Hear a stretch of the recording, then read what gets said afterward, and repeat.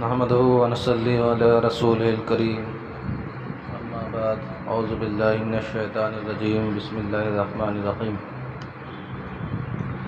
ایک بزرگ فرماتے ہیں کہ میں نے حضرت سمنون رحمۃ اللہ علیہ کو دیکھا کہ طواف میں جھومتے ہوئے مزے لے کر چل رہے ہیں۔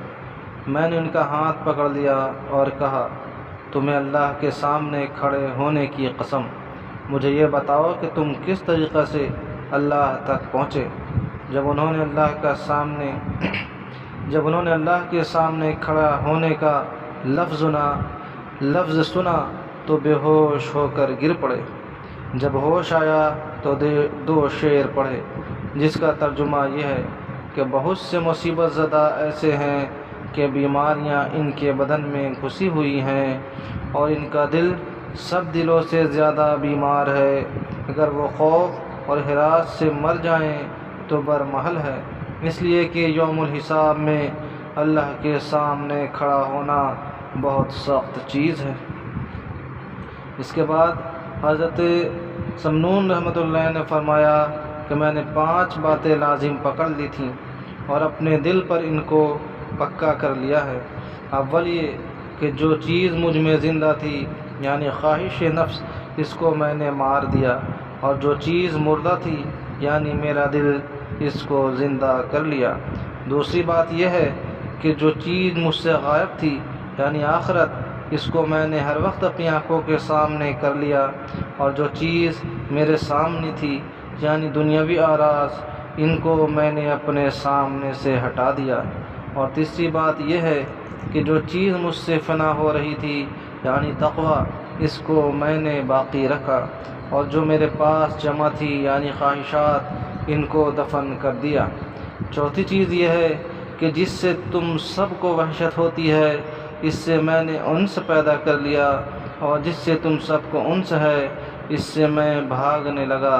اس کے بعد وہ چند شعر پڑھتے ہوئے چل دیے، جس کا ترجمہ یہ ہے کہ میری روح پوری کی پوری آپ کی طرف متوجہ ہے، اگر اس میں وہ ہلاک ہو جائے تب بھی میں آپ سے اس کو جدا نہیں کر سکتا۔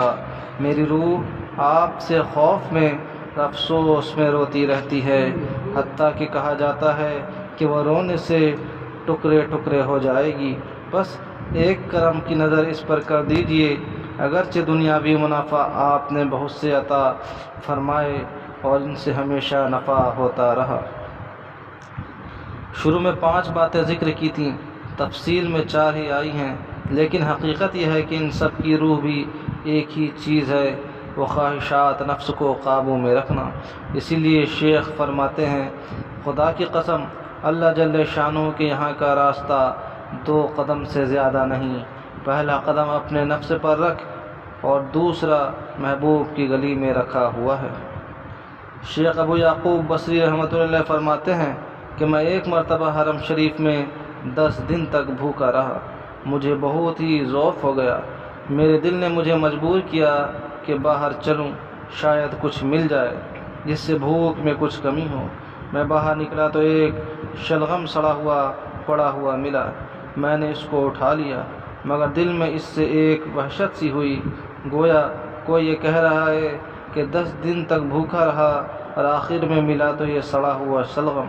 میں نے اس کو پھینک دیا اور پھر مسجد حرام میں آ کر بیٹھ گیا۔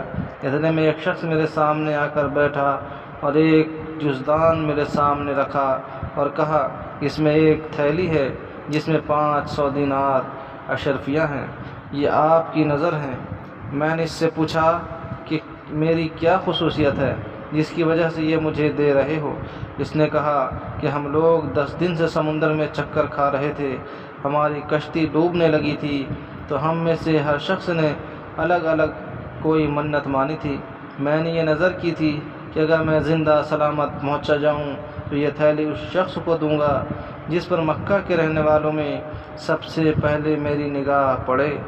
یہاں پہنچ کر سب سے پہلے آپ پر نظر پڑی۔ میں نے کہا، اس کو کھولو۔ اس نے کھولا تو سفید مصری اور کاک یعنی خاص قسم کی روٹی ہوتی ہے اور چھلے ہوئے بادام اور شکر پارے تھے۔ میں نے ہر ایک میں سے ایک ایک مٹھی بھر لی اور میں نے کہا یہ باقی لے جاؤ، میری طرف سے اپنے بچوں کو تقسیم کر دینا، تمہاری نظر میں نے قبول کر لی۔ پھر میں نے اپنے دل میں کہا کہ تیرا رزق 10 دن سے تیرے پاس کھینچا ہوا آ رہا ہے اور تو اس کو یوں ڈھونڈتا پھرتا ہے۔ شیخ بنان رحمۃ اللہ علیہ فرماتے ہیں کہ میں مصر سے حج کو جا رہا تھا، میرا توشہ میرے ساتھ تھا، راستہ میں ایک عورت ملی، کہنے لگی بنان تم بھی حمال یعنی مزدور ہی نکلے، توشہ لادے لیے جا رہے ہو، تمہیں یہ وہم ہے کہ وہ تمہیں روزی نہیں دے گا؟ میں نے اس کی بات سن کر اپنا توشہ پھینک دیا۔ 3 دن تک مجھے کچھ کھانے کو نہ ملا۔ راستے میں چلتے چلتے مجھے ایک پازیب یعنی پاؤں کا زیور پڑا ہوا ملا۔ میں نے یہ سوچ کر اٹھا لیا کہ اس کا مالک مل جائے تو اس کو دوں گا، وہ شاید اس پر مجھے کچھ دے دے۔ تو وہ عورت پھر سامنے آئی اور کہنے لگی تم تو دکاندار ہی نکلے، وہ پازیب کے بدلہ میں شاید کچھ دے دے۔ اس کے بعد اس عورت نے میری طرف کچھ درہم پھینک دیے کہ لے انہیں خرچ کرتا رہیو۔ میں نے ان کو خرچ کرنا شروع کیا اور واپسی میں مصر تک انہوں نے مجھے کام دیا۔ ایک شاعر نے کہا ہے جس کا ترجمہ ہے، کتنے ہی قوی آدمی ہیں جو اپنے کاروبار میں بھی قوی ہیں اور رائے بھی بہت بہتر رکھتے ہیں، لیکن روزی ان سے ہٹی ہوئی ہے، اور کتنے ضعیف آدمی ہیں جو اپنے کاروبار میں بھی ضعیف ہیں لیکن روزی ایسے کماتے ہیں گویا سمندر سے پانی بھر رہے ہیں۔ یہ دلیل ہے اس پر کہ اللہ تعالیٰ کی مخلوق کے بارے میں مخفی بھید ہیں جو ہر کسی پر ظاہر نہیں ہوتے۔ اللہ تعالیٰ ہم لوگوں کو کہنے سننے ذات عمل کی توفیق عطا فرمائے۔